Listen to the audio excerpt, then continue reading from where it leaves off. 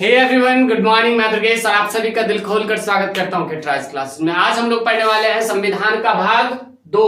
भाग दो में क्या है, नागरिकता की बात करेंगे। नागरिकता 5 से 11 तक है। तो चलिए बिना समय का आज की क्लास को स्टार्ट करते हैं। कि कहते हैं ना थके है पाओ ना ही हिम्मत हारी है, ना थके है पाओ ना ही हिम्मत हारी है। शुरुआत कल की थी और सफर आज भी जारी है। तो चलिए बिना समय आज की क्लास को स्टार्ट करते हैं। देखो भाग दो, इससे पहले की क्लास में हमने भाग 1 के बारे में बता दिया था। क्या भाग 1 के बारे में बता दिया था। भाग 1 में क्या कहा गया है, भारत के राज्य और उसके संघ के बारे में बात किया गया। अनुच्छेद 1 से 4 तक। अनुच्छेद 1 कहता है कि भारत एक राज्यों का यूनियन है, संघ नहीं यूनियन है। दूसरा क्या कहता है, भारत में संसद किसी भी विदेशी राज्य को राष्ट्रपति को बिना सूचित किए हुए मिला सकता है। ठीक है। अनुच्छेद 3 कहता है कि भारत की संसद राष्ट्रपति के बिना अनुमति का अपने राज्यों में तोड़ ममोड़ कर सकता है। तोड़ ममोड़ कहने का मतलब क्या, नाम बदल सकता है। जैसे सन 2000 ईस्वी में क्या किया, तो बिहार से झारखंड को अलग कर दिया, मध्य प्रदेश से छत्तीसगढ़ को और उत्तर प्रदेश से उत्तराखंड को अलग कर दिया ना। वैसे ही अनुच्छेद 4 कहता है कि अब इसमें राष्ट्रपति, अनुच्छेद 2 और 3 जब संसद यूज कर रही होगी, इस्तेमाल कर रही होगी, तो राष्ट्रपति हस्तक्षेप नहीं करेगा। आज हम पढ़ने वाले हैं भाग 4। भाग दो में क्या कहता है, नागरिकता संबंधी बात कही गई। नागरिकता मतलब क्या, नागरिकता पर पहला विवरण किसने दिया था, अरस्तू ने दिया था। ये पहले नोट कर लो क्योंकि बहुत बार एग्जाम में पूछा गया है कि नागरिकता पर पहला विवरण किसने दिया था। ठीक है, नागरिकता पर पहला विवरण किसने दिया, अरस्तू ने दिया था। देखो हम बात करते हैं नागरिकता होता क्या है। तो कोई भी देश अपने मूल निवासियों को कुछ अधिकार देता है। कोई भी देश अपने मूल निवासियों को क्या करता है, कुछ अधिकार देता है। जैसे कि आप लोगों की बाबू सोना होगी ना, उस बाबू सोना का क्या करते हो, आप लोग कुछ अधिकार देते हो ना कि आप मुझे कभी भी कॉल कर सकते हो और आप उनको कभी भी कॉल नहीं कर सकते हो। ठीक है, ये रियल फैक्ट है। आप जिसके लिए हमेशा तत्पर रहोगे ना, मतलब मान लो आप क्या कहते हो, आप कभी भी कॉल कर सकते हो बट आप उनको कभी भी कॉल नहीं कर सकते। यही फर्क है बाबू सोना में। ठीक है, तो देखो अरस्तु ने इस पे पहला विवरण दिया। कोई भी देश अपने देशवासियों को कुछ अधिकार देता है। क्या देता है, कुछ अधिकार देता है, उसे ही नागरिकता कहते हैं। ठीक है, नागरिकता कहते हैं। अब हम आपको बता दें कि ये जो नागरिकता है ना, ये ब्रिटेन से लिया गया। कहां से, ब्रिटेन से लिया गया। नागरिकता हमारे संविधान में कहां से लिया गया है, ब्रिटेन से लिया गया। हमारे भारत में नागरिकता 1955 के अधिनियम पर आधारित है। कब, 1955 के अधिनियम पर आधारित है। 1955 के एक्ट पर आधारित है। ठीक है, भारत में नागरिकता कौन से, 1955 के एक्ट पर आधारित है। और नागरिकता में पहला संशोधन 1986 में किया गया। कब, 1986 में किया गया। ये अनुच्छेद 5 से लेकर के 11 तक में क्या है, सिर्फ नागरिकता की बात कही गई है। तो चलिए हम अनुच्छेद 5 के बारे में बताते हैं। किसके बारे में, अनुच्छेद 5 कहता है कि भारत में संविधान बनने से पहले सभी लोग भारत में थे, मतलब संविधान लागू होने से पहले जितने भी लोग भारत में रहेंगे उन सभी को क्या दी जाएगी, नागरिकता दी जाएगी। मतलब संविधान बनने से पहले, संविधान बनने से पहले जितने भी लोग भारत में होंगे उन सभी को क्या दिया जाएगा, जितने भी लोग भारत में होंगे उन सभी लोगों को क्या दिया जाएगा, नागरिकता दी जाएगी। अनुच्छेद 6 कहता है कि 19 जुलाई 1948 को परमिट रूल लागू हो जाता है। कब, अनुच्छेद देखो पहले, अनुच्छेद कौन सा, 6। अनुच्छेद 6 कहता है कि उन सभी लोगों को नागरिकता दी जाएगी जो पाकिस्तान से भारत आएंगे। क्या, पाकिस्तान से भारत आएंगे। पाकिस्तान से कहां, भारत आएंगे।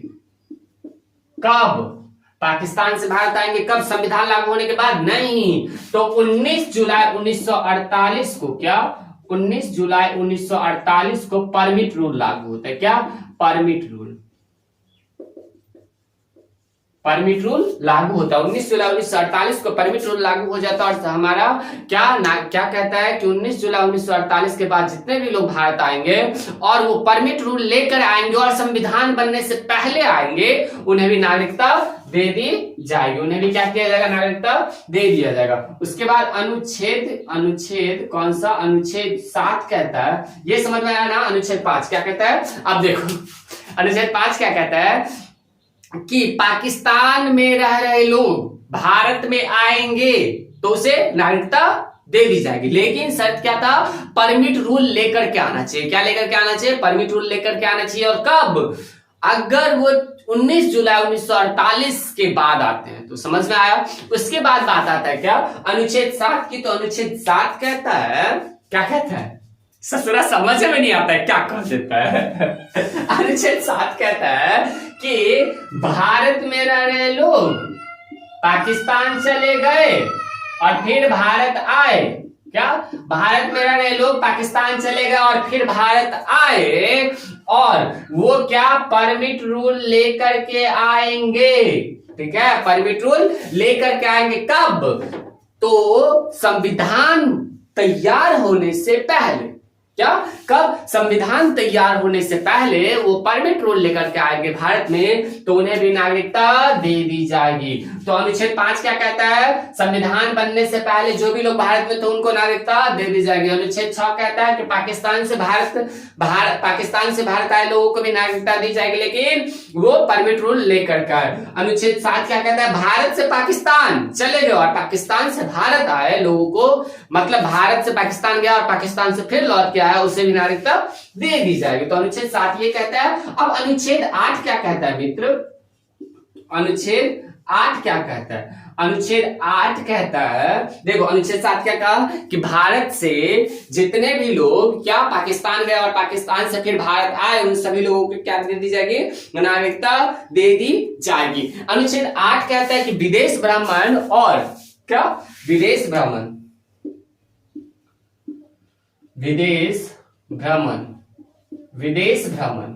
और विदेश में नौकरी करने पर आपकी नागरिकता समाप्त नहीं होगी। विदेश में नौकरी करने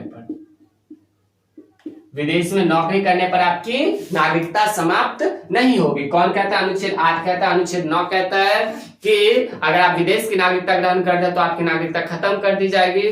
और अनुच्छेद 10 कहता है क्या? कि आप जब तक कोई देश विरोधी कार्य नहीं करते तब तक आपकी क्या नागरिकता खत्म नहीं की जाएगी। 1 मिनट रुको, अनुच्छेद 9 और 10 बता देंगे। ठीक है, अनुच्छेद 9 हो जाएगा ना यहाँ पे? देखो अनुच्छेद 9 क्या कहता है? अनुच्छेद 9 कहता है कि आप जब तक कोई अगर किसी विदेशी नागरिकता ग्रहण करते हैं तो आपकी नागरिकता खत्म कर दी जाएगी। विदेश की नागरिकता लेने पर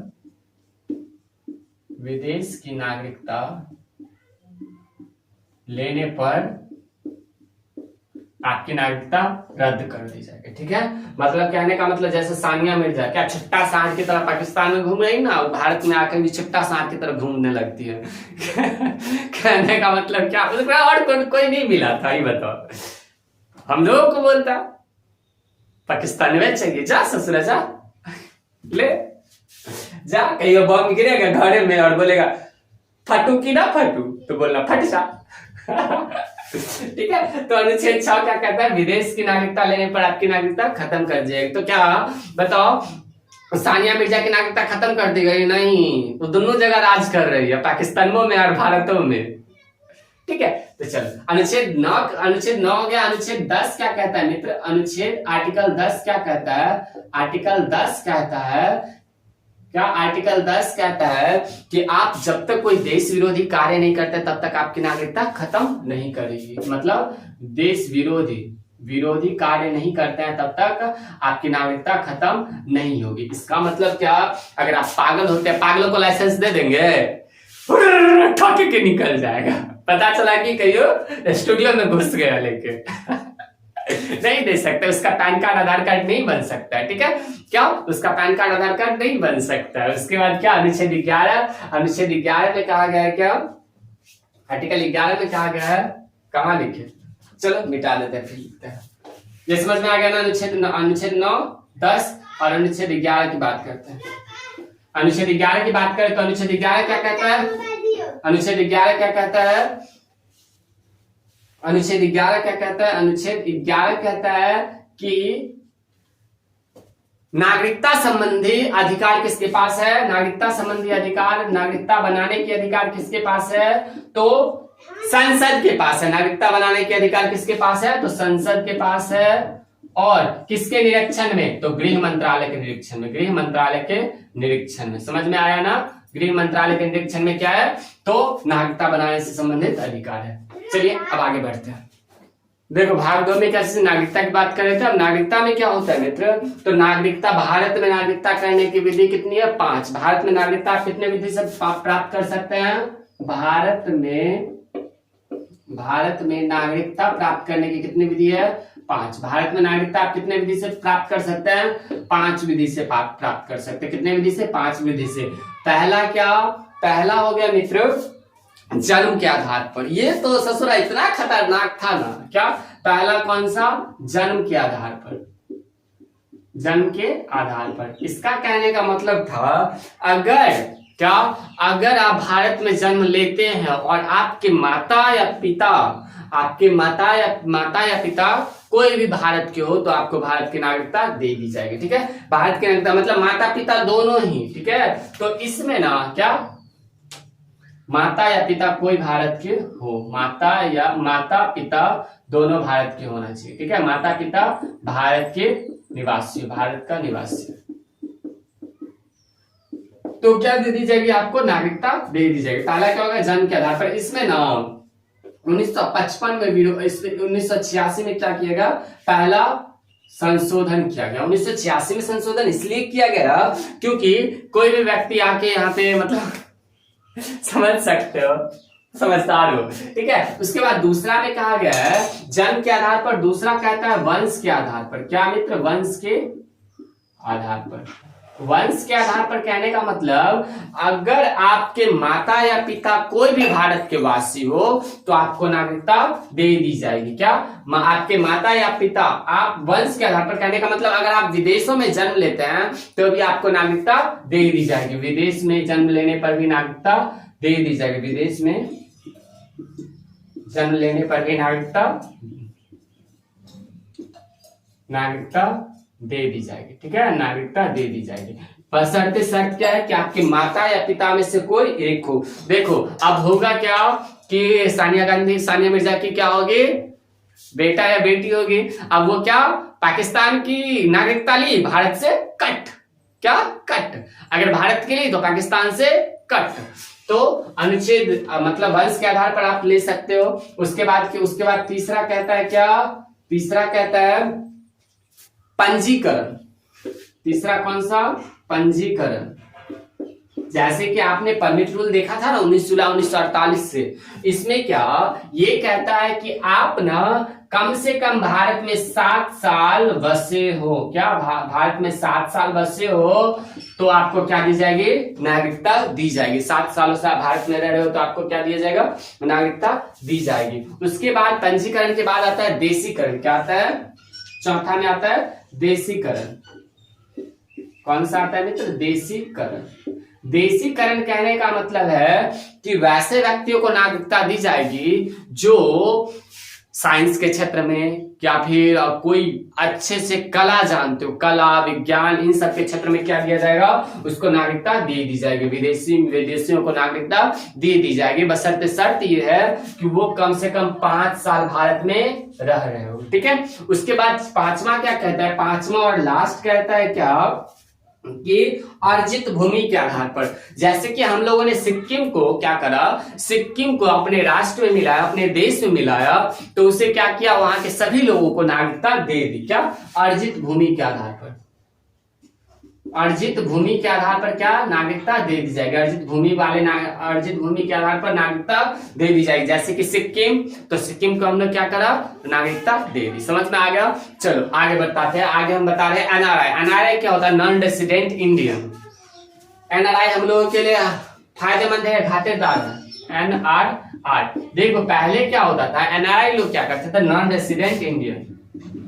non resident Indian, non resident Indian. Non resident Indian क्या होता है मित्र? वैसे व्यक्ति जो 6 महीने के लिए भारत से पढ़ने के लिए या फिर काम करने के लिए जाते हैं। देखो रहेगा वो वहां पे और सारा पैसा कहाँ भेजेगा? भारत भेजेगा। तो फायदा किसका? भारत का। कमाएगा दूसरे जगह, भारत में क्या होगा? आएगा।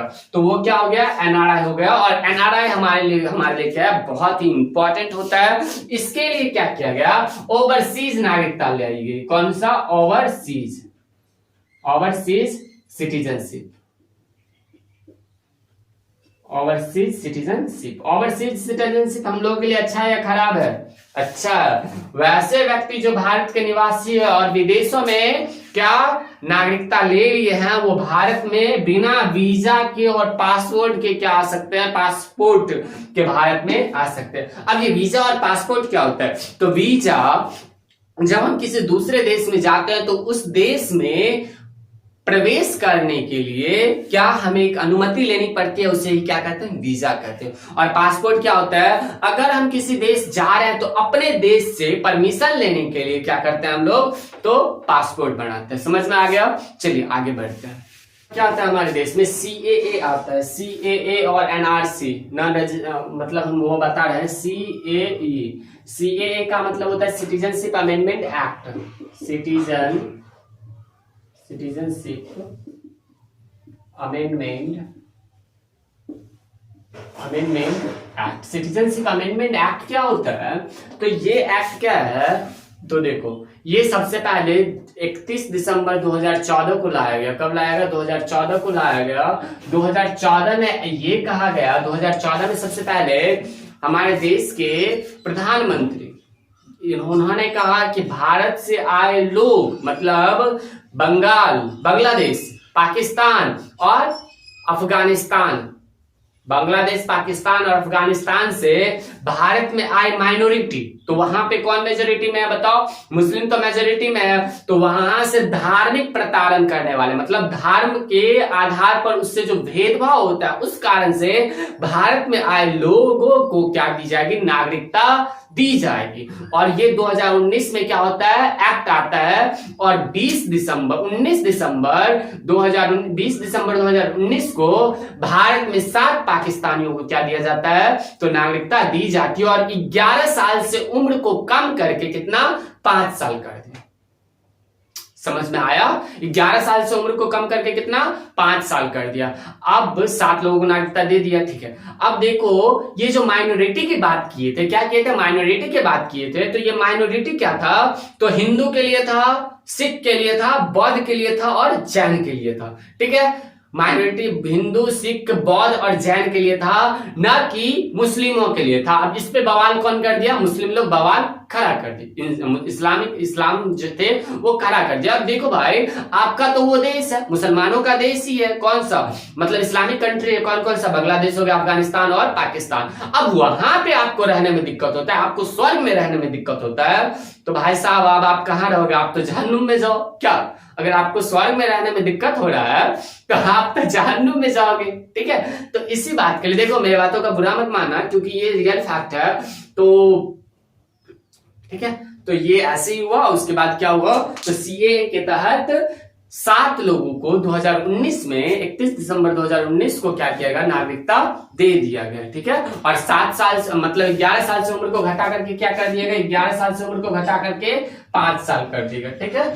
समझ में आ गया ना? चलो अब आगे बात करते हैं किसका?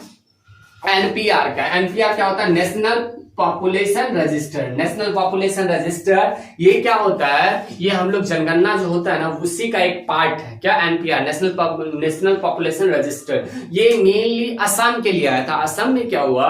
तो बांग्लादेश से बहुत सारे लोग क्या हुए? भाग के आए और यहाँ पे क्या हुआ? बहुत ही ज्यादा भीड़ हो गया और यहाँ के लोगों को बहुत ही ज्यादा तकलीफें होने लगी। इसी के कारण हम लोगों ने क्या करा? एक रजिस्टर बनाया जिसका नाम NPR रखा, नेशनल पॉपुलेशन रजिस्टर, ठीक है। उम्मीद करता हूं कि आपको भाग 2 पूरा समझ में आएगा।